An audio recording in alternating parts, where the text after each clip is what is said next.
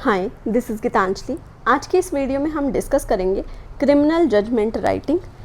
Question के facts हैं, सुल्तान जो कि कंप्लेनेंट है इस केस में, वो वेडिंग अटेंड कर रहे हैं उनके फ्रेंड आतिफ की रायपुर में। ब्राइड के रिलेटिव ए ने डबल बोर राइफल कैरी करी हुई है अपने स्टेटस को दिखाने के लिए। जब सभी डांस करने में बिजी थे तभी इस पर्सन ने राउंड फायरिंग करना स्टार्ट किया। अनफॉर्चुनेटली एक बुलेट रीना जो कि सुल्तान की यानी कंप्लेनेंट की वाइफ है उनकी नेक पर हिट हो जाती है और दूसरी बुलेट सुल्तान के राइट हैंड पर हिट होती है। जो ये विक्टिम्स हैं दोनों हस्बैंड वाइफ, इनको इमीडिएटली हॉस्पिटल ले जाया जाता है।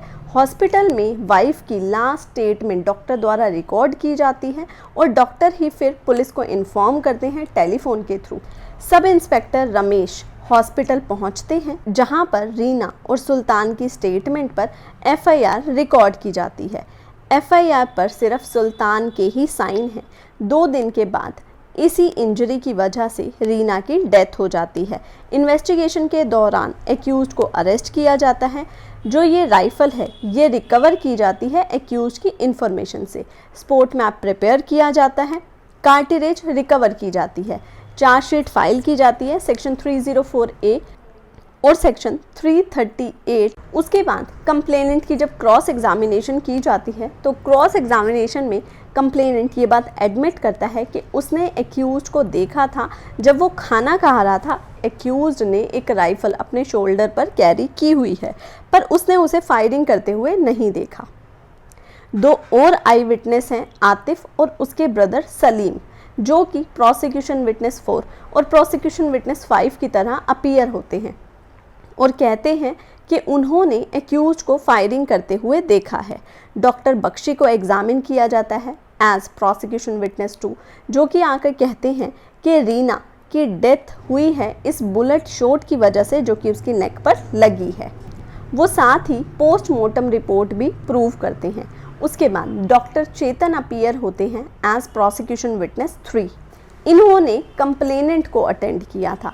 वो कहते हैं कि बुलेट इस कंप्लेनेंट के पाम के सेंटर में हिट हुई है जिसकी वजह से कंप्लेनेंट का जो हाथ है वो परमानेंटली इम्पेयर्ड हो गया है। इन्वेस्टिगेटिंग ऑफिसर को एग्जामिन करवाया जाता है एज प्रोसिक्यूशन विटनेस 6, जो कि आकर प्रोसिक्यूशन की स्टोरी को सपोर्ट करता है और कहता है कि ये राइफल जो है एक्यूज्ड के फार्म हाउस से रिकवर हुई है जो कि रायपुर में है, जिसे कि एक्यूज्ड ने ही बताया है। उसके बाद अपने डिफेंस में एक्यूज्ड सभी एलिगेशंस को डिनाई करता है और कहता है कि ये राइफल बैलिस्टिक एक्सपर्ट के पास एग्जामिनेशन के लिए नहीं भेजी गई है, इसलिए प्रोसिक्यूशन ने अपना केस बिना किसी रीजनेबल डाउट के प्रूव नहीं किया है। साथ ही वो कहता है कि स्पोर्ट मैप में भी गलतियां हैं और कहता है इन्वेस्टिगेशन ऑफिसर ने कोई सोर्स ऑफ लाइट नहीं बताया है कि वहां पर कहां से लाइट आ रही है जहां पे खड़े होकर एक्यूज्ड ने ये फायरिंग करी है। साथ ही वो कहता है कि जिस दिन ये फायरिंग की बात की जा रही है कि मैंने फायरिंग करी है वेडिंग में, उस दिन मैंने कोई वेडिंग अटेंड नहीं करी है, उस दिन पर तो मैं ओडिशा में था। ये थे क्वेश्चन के फैक्ट्स। अब स्टार्ट करते हैं जजमेंट राइटिंग। अब क्योंकि हम कर रहे हैं क्रिमिनल जजमेंट तो यहाँ सबसे पहले लिखा जाएगा कोर्ट का नाम, द कोर्ट ऑफ, जो भी जुडिशियल मैजिस्ट्रेट का नाम अगर पता है तो वो लिखा जाएगा, अदरवाइज ये प्लेस ब्लैंक रहेगा। फिर लिखा जाएगा judicial magistrate first class, district और स्टेट। उसके बाद राइट हैंड साइड पर लिखा जाएगा CIS number, criminal case number, police station, date of institution. उसके बाद लेफ्ट हैंड साइड पर लिखा जाएगा state of Chhattisgarh through SHO, police station जो भी होगा वो लिख दिया जाएगा डिस्ट्रिक्ट और स्टेट के साथ। वर्सेस एक्यूज की पूरी डिटेल्स आएंगी, जितने भी एक्यूज हैं सभी की कंप्लीट डिटेल्स, एक्यूज का नाम, उनके फादर का नाम, उसकी एज, रेजिडेंस ऑफ और जो भी कंसर्न पुलिस स्टेशन है वो। अब क्योंकि ये क्रिमिनल जजमेंट राइटिंग है तो क्रिमिनल जजमेंट राइटिंग में फ्रेम होता है चार्ज। तो सबसे पहले यहाँ हम फ्रेम करेंगे चार्ज फ्रेम करने के लिए हम लिखेंगे यहाँ पे आई, यानी कि जो भी जुडिशियल मैजिस्ट्रेट हैं उनका नाम आएगा, उनकी designation judicial magistrate first class, district और स्टेट।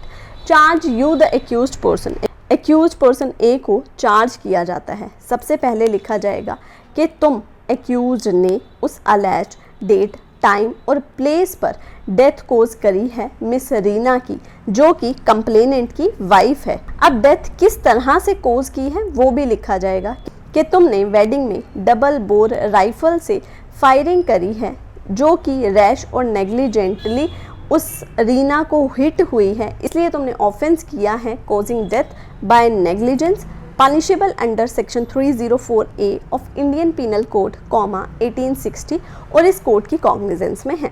अब यहाँ पे जजमेंट राइटिंग में ये ध्यान रहे, जब भी हम किसी एक्ट का नाम लिखेंगे तो सबसे पहले एक बार तो कंप्लीट नाम लिखा जाएगा उसके ईयर के साथ, उसके बाद एक रेफरेंस दे दिया जाएगा कि अब जब कभी भी हम इस एक्ट का रेफरेंस लेना चाहेंगे तो वहाँ हम इसे शॉर्ट फॉर्म में लिखेंगे। चार्ज के लिए हमेशा ध्यान रहे कि अगर एक बार रिपीट हो या 2 बार या फिर इससे ज़्यादा, उस पूरे एक्ट का नाम पूरा ही लिखा जाएगा, शॉर्ट फॉर्म में नहीं लिखा जाएगा। सबसे पहला चार्ज लगा दिया सेक्शन 304A का, उसके बाद दूसरा चार्ज हम लगाएंगे कि तुम एक्यूज्ड पर्सन ने उस अलेज्ड डेट, टाइम और प्लेस पर ग्रीवियस हर्ट कोज किया है कंप्लेनेंट को, उसे फायरिंग करके डबल बोर राइफल से वेडिंग सेरेमनी में रैशली और नेग्लिजेंटली, इसलिए तुमने ऑफेंस कॉमिट किया है जो कि पनिशेबल है section 338 of Indian penal code 1860 में और इस कोड की कॉग्निजेंस में है। उसके बाद नेक्स्ट पैरा में लिखेंगे कि ये कोड तुम्हें एक्यूज्ड पर्सन को डायरेक्ट करती है कि ये कोड तुम्हें इन अबव फ्रेम चार्जेस में ट्राई करेगी। उसके बाद आप लेफ्ट हैंड साइड पर लिख देंगे डेट और प्लेस और राइट हैंड साइड पर आप लिखेंगे साइन और seal, judicial magistrate first class, district और स्टेट। अब चार्ज फ्रेम करते टाइम हमें ये बात ध्यान रखनी है कि हमें एक्यूज्ड को एक क्लियर नोटिस देना है कि आखिर तुमने क्या एक्ट किया जो तुम्हारा एक्ट ऑफेंस बना और पनिशेबल है, इसलिए तुम्हारे को इस सेक्शन में चार्ज किया जाता है और ये कोर्ट तुम्हें ट्राई करेगी। तो इस तरह से क्लियर नोटिस मिलना चाहिए उस पर्सन को जिसने वो ऑफेंस कमिट किया है। उसके बाद चार्ज फ्रेम कर लेने के बाद हम सेंटर में लिखेंगे प्ली ऑफ एक्यूज्ड। अब ये प्ली ऑफ एक्यूज्ड की बात अगर हमें क्वेश्चन में नहीं भी की गई है तो हमें अपने एग्जाम में लिखनी है चार्ज फ्रेम करने के बाद। यहाँ पे हम लिखेंगे जब चार्ज रीड करके एक्सप्लेन करके एक्यूज्ड को बताया गया तो उसने कहा कि वो इनोसेंट है, उसने कोई ऑफेंस कमिट नहीं किया है और उसे इस केस में फॉल्सली इम्प्लीकेट किया गया है, वो गिल्टी प्लीड नहीं करता है और ट्रायल को क्लेम करता है। उसके बाद लेफ्ट हैंड साइड पर साइन हो जाएंगे एक्यूज्ड के और राइट हैंड साइड पर साइन और सील लगेगी जुडिशियल मैजिस्ट्रेट फर्स्ट क्लास की। उसके बाद डिस्ट्रिक्ट और स्टेट लिख दिया जाएगा। अब यहाँ चार्ज फ्रेम कर लेने के बाद स्टार्ट करते हैं जजमेंट। सबसे पहले लिखा जाएगा कोर्ट का नाम, द कोर्ट ऑफ, जो भी जुडिशियल मैजिस्ट्रेट का नाम अगर पता है तो उनका नाम आएगा, अदरवाइज ये प्लेस ब्लैंक रहेगा। फिर लिखेंगे judicial magistrate first class, district और स्टेट। फिर सेंटर में लिखा जाएगा प्रिजाइडेड बाय, यहाँ पे भी जो भी जुडिशियल मैजिस्ट्रेट हैं उनका नाम आएगा। उसके बाद राइट हैंड साइड पर लिखा जाएगा CIS number, criminal case number, police station और डेट ऑफ इंस्टीट्यूशन। फिर लेफ्ट हैंड साइड पर लिखा जाएगा the state of Chhattisgarh through SHO, जो भी पुलिस स्टेशन है वो लिखा जाएगा डिस्ट्रिक्ट और स्टेट के साथ, वर्सेस जो भी एक्यूज्ड हैं उसकी पूरी डिटेल्स आएंगी, एक्यूज्ड का नाम, उसके फादर का नाम, उसका एज, रेजिडेंस ऑफ और पुलिस स्टेशन। फिर दोनों की साइड से जो भी काउंसिल प्रेजेंट हो रहे हैं उनका नाम आएगा कि प्रोसिक्यूशन की साइड से कौन है और डिफेंस की साइड से कौन है। अब स्टार्ट करते हैं जजमेंट। सेंटर में लिखेंगे कैपिटल लेटर्स में जजमेंट। उसके बाद ब्रैकेट में नीचे लिखा जाएगा प्रोनाउंस्ड ऑन, यहाँ पे वो डेट लिखी जाएगी जिस दिन हम एग्जाम में जजमेंट राइटिंग कर रहे हैं। उसके बाद पैरा नंबर 1 से लेकर पैरा नंबर 5 तक के जो भी पैराज हैं इनका सीक्वेंस हर क्रिमिनल जजमेंट राइटिंग में सेम रहेगा। सबसे पहले पैरा नंबर 1 में लिखा जाएगा किस सेक्शन में हमने चार्ज फ्रेम किया है। पैरा नंबर 2 में लिखा जाएगा कि अगर कोई अनडिस्प्यूटेड फैक्ट है तो वो। पैरा नंबर 3 में लिखी जाएगी प्रोसिक्यूशन की पूरी स्टोरी। पैरा नंबर 4 में लिखा जाएगा 313 की स्टेटमेंट की बात। अब यहाँ ध्यान रहे कि क्वेश्चन में हमें 313 की बात नहीं कही गई है, पर फिर भी हमें पैरा नंबर 4 में 313 की स्टेटमेंट की बात अपने आप से लिखनी होगी। उसके बाद पैरा नंबर 5 में बनाए जाएंगे पॉइंट फॉर डिटर्मिनेशन। जिस तरह से सिविल जजमेंट राइटिंग में इश्यूज फ्रेम होते हैं उसी तरह से क्रिमिनल जजमेंट राइटिंग में बनते हैं पॉइंट फॉर डिटर्मिनेशन। अब स्टार्ट करते हैं पैरा नंबर 1 से। यहाँ पैरा नंबर 1 में लिखेंगे कि इस केस में एक्यूज को चार्ज किया गया सेक्शन 304A और section 338 of Indian penal code 1860 में। और इसके बाद जब भी हम इंडियन पीनल कोड 1860 का नाम लिखना चाहेंगे तो वहाँ पे हम लिखेंगे IPC। क्यों चार्ज फ्रेम किया गया? क्योंकि इस एक्यूज ने डेथ कमिट करी है अपने रैश और नेग्लिजेंट एक्ट से, जो कि not amounting to culpable homicide है, और इस एक्यूज ने ग्रीवियस हर्ट कोज किया है अपने उस रैश और नेग्लिजेंट एक्ट से, जो कि किसी ह्यूमन लाइफ को डेंजर में डाल सकता है। अब यहाँ पैरा नंबर 2 में लिखा जाएगा कि हमारे इस केस में कोई भी अनडिस्प्यूटेड फैक्ट नहीं है। उसके बाद आते हैं पैरा नंबर 3 पे। पैरा नंबर 3 में लिखी जाएगी प्रोसिक्यूशन की पूरी स्टोरी।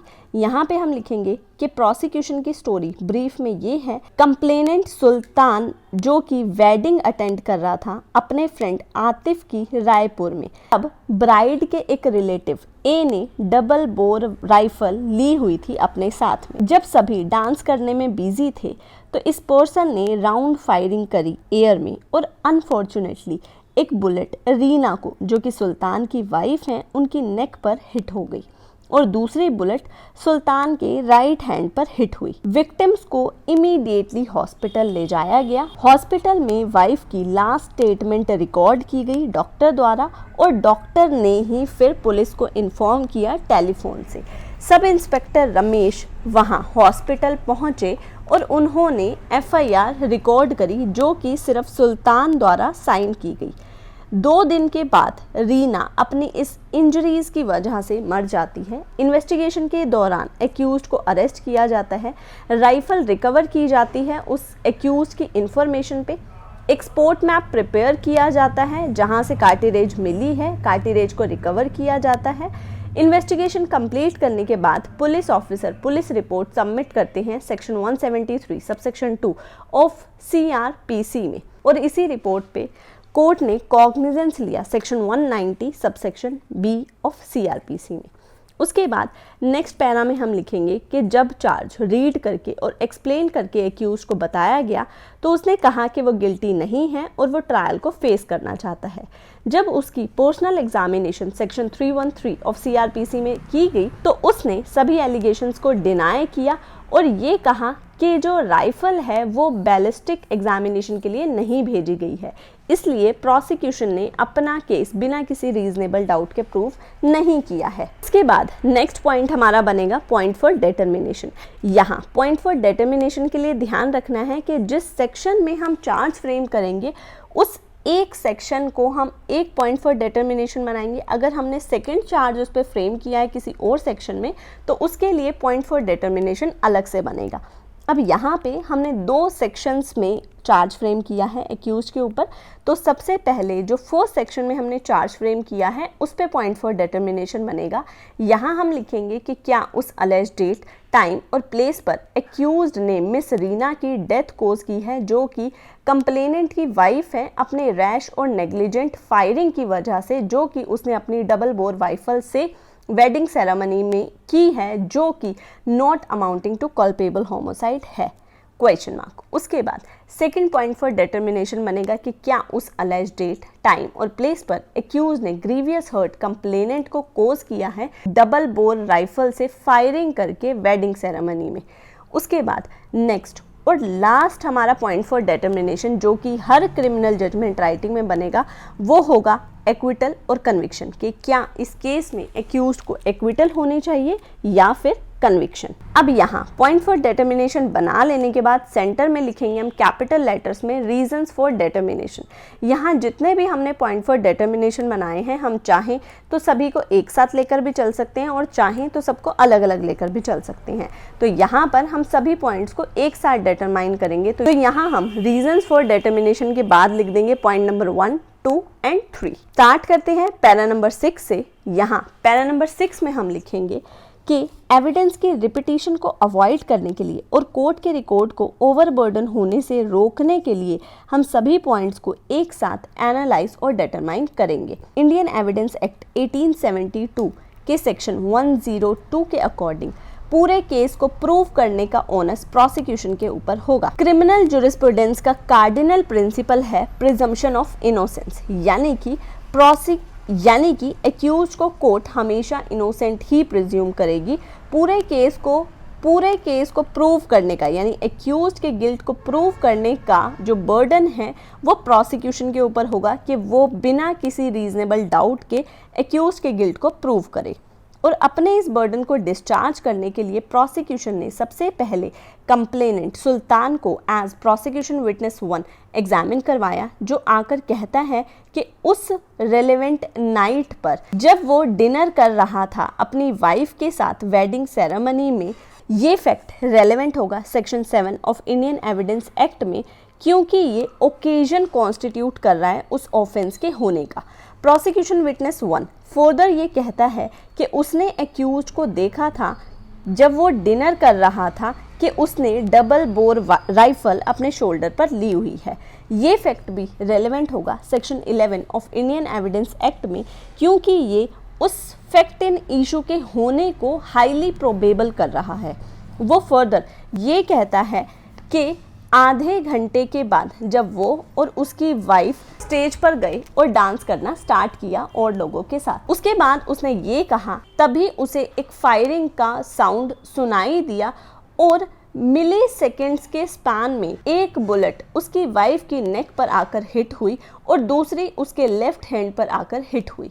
ये जो टेस्टिमनी इस कंप्लेनेंट ने दी ये रिबट नहीं हुई क्रॉस एग्जामिनेशन में इस कंप्लेनेंट ने ये एडमिट किया कि उसने एक्यूज्ड को फायरिंग करते हुए नहीं देखा। उसके बाद नेक्स्ट पैराग्राफ में हम लिखेंगे कि प्रोसिक्यूशन ने उसके बाद एग्जामिन करवाया डॉक्टर बख्शी को, जिन्होंने पोस्टमार्टम कंडक्ट किया था। ये एज प्रोसिक्यूशन विटनेस 2 अपीयर हुए और इन्होंने आके कहा कि मिसेस रीना की डेथ, जो इंजरी उस बुलेट शॉट से उनकी नेक पर हुई है, उसकी वजह से रीना की डेथ हुई है। पोस्टमार्टम रिपोर्ट है एग्जिबिट P2। उनका ओपिनियन कि डेथ किस कारण से हुई है रेलेवेंट होगा section 45 of Indian evidence act में। जब उन्हें क्रॉस एग्जामिन किया गया तो वो रिबट नहीं हुए। उसके बाद नेक्स्ट पैरा में हम लिखेंगे कि प्रोसिक्यूशन ने अपना नेक्स्ट विटनेस एग्जामिन किया डॉक्टर चेतन, जिन्होंने कंप्लेनेंट को अटेंड किया था और उसकी वाइफ को अटेंड किया था। इन्होंने आके कहा कि जो बुलेट शॉट लगा है इस कंप्लेनेंट के हाथ में, इसकी वजह से कंप्लेनेंट परमानेंटली इम्पेयर्ड हो गए हैं। मेडिकल रिपोर्ट एग्जिबिट P3 है। उनकी टेस्टिमनी भी रेलेवेंट होगी section 45 of Indian evidence act में, और जब उन्हें क्रॉस एग्जामिन किया गया तो वो भी रिबट नहीं हुए। उसके बाद नेक्स्ट पैरा में हम लिखेंगे कि उस दिन पर जिनकी शादी में ये लोग गए हुए थे, यानी कि जो ग्रूम है मिस्टर आतिफ, उसे एग्जामिन किया एज प्रोसिक्यूशन विटनेस 4, और जो उनके ब्रदर हैं यानी मिस्टर आतिफ के जो ग्रूम हैं उनके जो ब्रदर हैं उन्हें एग्जामिन किया गया एज प्रोसिक्यूशन विटनेस 5। इन्होंने आकर कहा कि उन्होंने एक्यूज्ड को देखा था फायरिंग करते हुए और वहां पे कोई और पर्सन नहीं था जिसने हाथ में राइफल कैरी की हुई हो। ये फैक्ट रेलेवेंट होगा section 11 of Indian evidence act में, जो कि इस फैक्ट को हाईली प्रोबेबल कर रहा है कि एक्यूज ही वो पर्सन है जिसने राइफल कैरी की हुई थी अपने हाथों में, और उसके रैश और नेग्लिजेंट फायरिंग की वजह से मिसेस रीना की डेथ हुई है और कंप्लेनेंट को ग्रीवियस हर्ट हुआ है। इन दोनों विटनेसेस को जब क्रॉस एग्जामिन किया गया तो ये रिबट नहीं हुए। उसके बाद नेक्स्ट पैराग्राफ में हम लिखेंगे कि नेक्स्ट प्रोसिक्यूशन ने एग्जामिन करवाया इन्वेस्टिगेटिंग ऑफिसर को एज प्रोसिक्यूशन विटनेस 6, जिन्होंने FIR, seizure memo, arrest memo, spot map को प्रूव किया, जो कि एग्जिबिट P4, P5, P6 और P7 हैं। इन्होंने कहा कि उस दिन पर डिस्क्लोजर स्टेटमेंट एक्यूज्ड ने दी थी और एक्यूज्ड के पास से राइफल डिस्कवर हुई थी उसके फार्म हाउस से, जो कि रायपुर में है। ये इंफॉर्मेशन जो कि इन्वेस्टिगेटिंग ऑफिसर ने दी है और जो भी आर्टिकल डिस्कवर हुए हैं ये रेलेवेंट होंगे section 27 of Indian evidence act में। उसके बाद अब यहाँ हम देखें तो ये बात हमें क्लियर है कि कोई भी स्टेटमेंट अगर पुलिस इन्वेस्टिगेशन के दौरान दी जाती है तो उसकी कोई रेलेवेंस नहीं होती है। तो उसी चीज़ को यहाँ पे क्लियर किया गया है कि जो डिस्कवरी स्टेटमेंट है वो 162 सबसेक्शन 2 के परव्यू में नहीं आती है, यानी कि डिस्कवरी स्टेटमेंट जो कि इन्वेस्टिगेशन के दौरान ही पुलिस ऑफिसर द्वारा की गई है उसकी सब्सटेंशियल वैल्यू होगी, वो 162 से हिट नहीं होगी। साथ ही section 27 of Indian evidence act based है theory of confirmation of information पे। प्रोसिक्यूशन विटनेस 6 की टेस्टिमनी भी उसके बाद जब प्रोसिक्यूशन विटनेस 6 को क्रॉस एग्जामिन किया जाता है तो वो रिबट नहीं होते हैं। उसके बाद नेक्स्ट पैराग्राफ में हम लिखेंगे कि जब प्रोसिक्यूशन ने अपनी एविडेंस क्लोज करी उसके बाद जब एक्यूज्ड को पर्सनली एग्जामिन किया गया, सेक्शन 313 ऑफ CRPC में जब एग्जामिनेशन की गई तो इस पर्सनल एग्जामिनेशन में उसने इन सभी एलिगेशंस को डिनाई किया और कहा कि उस दिन उसने कोई मैरिज अटेंड नहीं करी है, बल्कि उस दिन पर वो ओडिशा में था। Section 103 of Indian evidence act के अकॉर्डिंग प्ली ऑफ एलिबी, यानी कि जब वो कह रहा है कि वो उस मैरिज वाले प्लेस पर नहीं था बल्कि वो ओडिशा में था, तो इस प्ली को प्रूव करने का बर्डन एक्यूज्ड के ऊपर है। एक्यूज्ड ने इस बर्डन को डिस्चार्ज करने के लिए एक रेस्टोरेंट बिल, एक प्लेन स्लिप के ऊपर अपनी प्रेजेंस को उस रेस्टोरेंट में शो करने के लिए उस रेलेवेंट डे पर वो जो रिसीट है उस रेस्टोरेंट बिल की वो प्रोड्यूस करी। यहाँ देखें तो ये जो बिल रिसीट उसने प्रोड्यूस करी ये एक प्लेन स्लिप थी और ये प्लेन स्लिप फोर्ज्ड हो सकती है, किसी भी टाइम किसी भी व्यक्ति द्वारा बनवाई जा सकती है। उसने अपनी इस बर्डन को डिस्चार्ज करने के लिए किसी भी विटनेस को पर्सनली एग्जामिन नहीं करवाया जो कि उसकी प्रेजेंस को उस रेस्टोरेंट में उस रेलेवेंट डे पर प्रूव कर सके।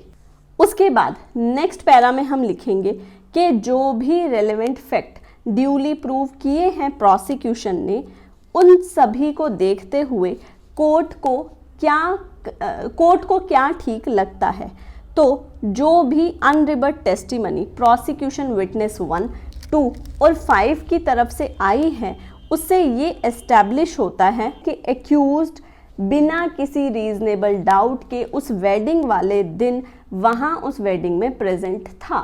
साथ ही प्रोसिक्यूशन विटनेस 1, प्रोसिक्यूशन विटनेस 4 और प्रोसिक्यूशन विटनेस 5 की अनरिबट टेस्टिमनी और डिस्क्लोजर स्टेटमेंट जो कि एग्जिबिट P4 है, उससे ये क्लियर होता है कि उस शादी वाली रात में एक एक्यूज्ड ही था उस पूरी गैदरिंग में जिसने अपने पास डबल बोर राइफल कैरी करी हुई थी। ये जो एक्यूज्ड की प्ली है कि राइफल जो है वो एग्जामिनेशन के लिए बैलिस्टिक एक्सपर्ट के पास नहीं भेजी गई है और इसका मतलब ये है कि प्रोसिक्यूशन ने अपना केस प्रूव नहीं किया है बिना किसी रीजनेबल डाउट के। इस तरह की प्ली टीनेबल नहीं है। साथ ही सुप्रीम कोर्ट का डिसीजन है state of Himachal Pradesh versus Ram मस्त राम 2004, जिसमें सुप्रीम कोर्ट ने ये बात हेल्ड करी कि अगर जो आर्म्स यूज़ किए गए हैं, जो हथियार यूज़ किए गए हैं, अगर उनकी एग्जामिनेशन नहीं की जाती है बैलिस्टिक एक्सपर्ट द्वारा तो इससे प्रोसिक्यूशन का केस विशिएट नहीं होगा, जो कि अदरवाइज आई विटनेसेस द्वारा केस एस्टैब्लिश किया गया है। यानी और विटनेसेस के टेस्टिमनी के अकॉर्डिंग वो केस बनता है, पर सिर्फ एक बैलिस्टिक एक्सपर्ट के पास कोई हथियार नहीं भेजा गया उसकी एग्जामिनेशन के लिए, तो इससे पूरा केस विशिएट नहीं हो सकता। साथ ही एक्यूज्ड ने अपने आप को बचाने के लिए पॉइंट आउट किया कोर्ट के सामने कि जो स्पोर्ट मैप एग्जिबिट P3 है उसमें कोई सोर्स ऑफ लाइट इंडिकेट नहीं किया गया और उसने कहा कि जब स्पोर्ट मैप प्रिपेयर किया गया था वहाँ पे कोई लाइट्स वगैरह नहीं थी। अब इस प्ले के आंसर में सुप्रीम कोर्ट का डिसीजन है पृथ्वी वर्सेस मामराज का। यहाँ पे सुप्रीम कोर्ट ने ये हेल्ड किया कि अगर स्पोर्ट मैप में माइनर डिफेक्ट्स हैं तो इससे प्रोसिक्यूशन की स्टोरी कहीं पर भी अफेक्ट नहीं होंगी, यानी कि जो पूरा केस है वो किसी भी तरह से विशिएट नहीं होगा। इसलिए प्रोसिक्यूशन विटनेस 2 और एग्जिबिट P2 के बेसिस पर जो ऑफेंस 304A का है उसका एक्टस रियस प्रूव होता है, जो कि है कि डेथ प्रूव हो चुकी है, जो कि मिसेस रीना को उसकी नेक में ये बुलेट लगी थी जिसकी वजह से उसकी डेथ हुई है, तो डेथ प्रूव हो चुकी है, एक्टस रियस प्रूव हो गया है। साथ ही प्रोसिक्यूशन विटनेस 3 और एग्जिबिट P3 के बेसिस पर सेक्शन 338 के ऑफेंस का भी एक्टस रियस प्रूव हो चुका है। साथ ही सेक्शन 304A ऑफ IPC कहीं पर भी मेंस रिया को नहीं दर्शाता है कि मेंस रिया होना ज़रूरी है, पर सुप्रीम कोर्ट ने Jacob Matthew versus state of Punjab 2005 के केस में ये बात हेल्ड करी कि रेकलेसनेस 304A के लिए मेंस रिया है, जो कि उस ऑफेंस के होने के लिए रिक्वायर्ड है। साथ ही एक्यूज्ड का जो ओवरऑल कंडक्ट है कि उसने वेडिंग में गन कैरी की हुई थी और उसने फायरिंग किया क्राउडेड प्लेस पर, और इस बात से ये मैनिफेस्ट होता है कि उसने बिल्कुल केयर नहीं करी कि वो क्या एक्ट कर रहा है और इस एक्ट के क्या कॉन्सिक्वेंस हो सकते हैं। उसने अपने माइंड का ये इस्तेमाल नहीं किया कि इतने क्राउडेड प्लेस पर वो फायरिंग कर रहा है तो ये फायरिंग जो है वो किसी को हिट हो सकती है। इसलिए जो मेंस रिया है इस ऑफेंस का वो एस्टैब्लिश होता है और इससे ये बिल्कुल क्लियर होता है कि एक्यूज्ड का कोई कंडक्ट ये बात शो नहीं करता कि उसकी नॉलेज या इंटेंशन नहीं थी कि मेरे इस एक्ट के कॉन्सिक्वेंसेस क्या हो सकते हैं। तो इससे ये बात क्लियर होती है कि एक्यूज्ड का कोई कंडक्ट नहीं था जिससे ये शो किया जा सके कि एक्ट इसने नॉलेज या इंटेंशन से किया हो। इसलिए ये जो केस है ये कल्पेबल होमोसाइड के परव्यू से बाहर है। और ध्यान दें तो हमने चार्ज भी 304A का लगाया है, जो कि डील करता है रैश और negligent act not amounting to culpable homicide. उसके बाद नेक्स्ट पैरा में हम लिखेंगे सभी फैक्ट्स को एनालाइज करने के बाद और सभी लीगल प्रोविजंस की एप्लीकेशन के बाद कोर्ट ये कंक्लूड करती है कि प्रोसिक्यूशन ने अपना केस बिना किसी रीजनेबल डाउट के एस्टैब्लिश किया है कि उस एलेज्ड डेट, टाइम और प्लेस पर एक्यूज्ड ने वेडिंग में फायरिंग करी थी, जिसकी वजह से कंप्लेनेंट की वाइफ की डेथ हुई और कंप्लेनेंट को ग्रीवियस हर्ट हुआ। इसलिए एक्यूज्ड को कन्विक्ट किया जाता है सेक्शन 304A और सेक्शन 338 ऑफ IPC के लिए। उसके बाद नेक्स्ट पैरा में हम लिखेंगे कि जो प्रोनाउंसमेंट ऑफ जजमेंट है वो टेम्पोररीली सस्पेंड की जाती है क्वेश्चन ऑफ सेंटेंस पर दोनों पार्टीज की आर्ग्यूमेंट को सुनने के लिए, as per section 248 subsection 2 of CRPC। अब यहाँ पे ये बात ध्यान रहे कि जब भी क्रिमिनल जजमेंट राइटिंग में हम एक्यूज्ड को कन्विक्ट करेंगे तो उस कन्विक्शन के बाद जो आर्ग्यूमेंट है वो कुछ टाइम के लिए सस्पेंड होगी। ये कुछ टाइम लंच के बाद तक का भी हो सकता है और 1-2 दिन के बाद का भी हो सकता है। ये जो सस्पेंशन ऑफ आर्ग्यूमेंट है ये क्वेश्चन ऑफ सेंटेंस के लिए है कि एक्यूज्ड को कोर्ट कन्विक्ट तो कर रही है पर उसे कितनी सज़ा दी जाएगी और सज़ा को कितना कम किया जाएगा, इस पे आर्ग्यूमेंट होगी। उसके बाद सेंटर में हम लिखेंगे रीहियरिंग। फिर उसके बाद जो पैराग्राफ है वहाँ पे हम लिखेंगे कि प्रोसिक्यूशन और डिफेंस दोनों की साइड को क्वेश्चन ऑफ सेंटेंस पर सुना, जहाँ पर प्रोसिक्यूशन ने प्रे किया कि स्ट्रिक्ट पनिशमेंट मिलना चाहिए, वहीं एक्यूज ने प्रे किया कि लीनियंसी बरतनी चाहिए।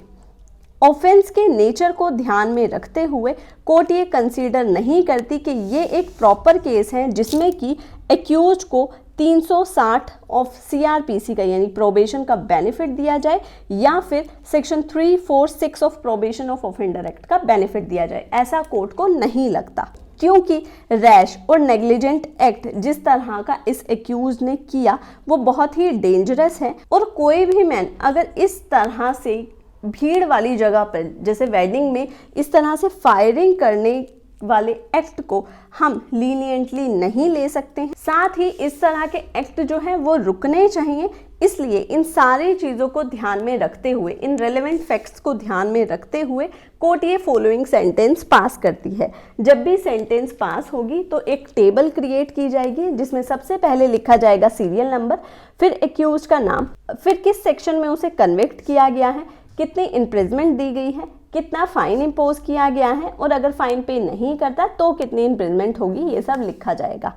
सबसे पहले एक्यूज का नाम, क्योंकि एक ही एक्यूज है तो ए एक्यूज का नाम लिख दिया जाएगा, जो सेक्शंस हैं वो लिख दिए जाएंगे। अब सेक्शन 338 की मैक्सिमम पनिशमेंट जितनी है उस मैक्सिमम पनिशमेंट से कम पनिशमेंट जितनी मर्जी चाहें हम दे सकते हैं। अब यहाँ पे 338 में हम इम्प्रिजमेंट दे रहे हैं 1 मंथ की, जो कि सिंपल इम्प्रिजमेंट होगी, और फाइन दे रहे हैं 500 का, और अगर ये फाइन को पे नहीं करता तो 15 डेज की और इम्प्रिजमेंट हो सकती है। उसके साथ ही 304A में हम उसे इम्प्रिजमेंट दे रहे हैं 1 ईयर की, जो कि सिंपल इम्प्रिजमेंट है, फाइन लगा रहे हैं 2000 रुपये का, और अगर फाइन पे नहीं करता है तो इम्प्रिजमेंट होगी 30 डेज की। उसके बाद जो ये नेक्स्ट पैराग्राफ है, पैरा नंबर 16 से 23 तक, ये हर क्रिमिनल जजमेंट राइटिंग में जब हम कन्विक्शन करेंगे तो इन पैराज का जो सीक्वेंस है वो सेम रहेगा। सबसे पहले लिखेंगे सेक्शन 31 ऑफ CRPC के अकॉर्डिंग ये जो पनिशमेंट है दोनों ऑफेंसेस की, ये कंकरेंटली रन करेंगी, यानी कि एक साथ रन करेगी। अब जैसे कि मैक्सिमम इम्प्रिजमेंट इसे हुई है 1 साल, तो उस 1 साल में ये 1 मंथ भी साथ साथ चलेंगे। टोटल जो इम्प्रिजमेंट इसे होगी वो 1 साल की होगी। उसके बाद नेक्स्ट पैरा में हम लिखेंगे जो फाइन के लिए इम्प्रिजमेंट है वो एक्यूज्ड अंडरगो करेगा जब उसकी सब्सटेंटिव जो सेंटेंस है वो पूरी हो जाएगी, as per section 30 subsection 2 of CRPC। उसके बाद नेक्स्ट पैरा में हम लिखेंगे कि एक्यूज ने जितने इम्प्रिजमेंट इन्वेस्टिगेशन, इंक्वायरी और ट्रायल के दौरान अंडरगो कर ली है उन सभी इम्प्रिजमेंट को सेट ऑफ किया जाए और इसकी statement as per section 428 prepare कर ली जाए। उसके बाद नेक्स्ट पैरा में हम लिखेंगे जो बेल बॉन्ड एक्यूज से भरवाए गए थे वो डिस्चार्ज होते हैं, क्योंकि एक्यूज यहाँ पे कन्विक्ट हो गया है। उसके बाद नेक्स्ट पैरा में हम लिखेंगे जो एक्यूज्ड पर्सन हैं उनसे बेल बॉन्ड एग्जीक्यूट करवाए जाते हैं with surety section 437A of CRPC में, ताकि अगर अपोजिट पार्टी अपील में जाती है तो अपील में उनकी प्रेजेंस को इंश्योर किया जा सके। और ये जो 437A के बॉन्ड होते हैं ये 6 मंथ्स तक के लिए वैलिड होते हैं। उसके बाद नेक्स्ट पैरा में हम लिखेंगे कि जो राइफल सीज की गई है पुलिस द्वारा उसे डिस्पोज ऑफ किया जाए और वो एपेलेट कोर्ट के डिसीजन के अकॉर्डिंग देखा जाए कि एपेलेट कोर्ट क्या बोलती है। उसके बाद नेक्स्ट पैरा में हम लिखेंगे कि जितना टोटल फाइन इस एक्यूज पे लगाया गया है उनमें से 1000 रुपये विक्टिम को दिए जाते हैं as victim compensation as per section 357 of CRPC। इसके बाद नेक्स्ट पैरा में हम लिखेंगे कि जजमेंट की कॉपी एक्यूज को free of cost as per section 363 of CRPC दी जाती है। उसके बाद यहाँ हम लेफ्ट हैंड साइड पर लिखेंगे कि ये जजमेंट डेटेड, साइन और प्रोनाउंस किया गया है ओपन कोर्ट में। उसके बाद राइट हैंड साइड पर साइन किए जाएंगे, judicial magistrate first class, district और स्टेट लिखा जाएगा। उसके बाद थोड़ा सा स्पेस छोड़कर लेफ्ट हैंड साइड पर दोबारा से साइन किए जाएंगे, sign judicial magistrate first class, district और स्टेट जो भी है वो लिख दिया जाएगा।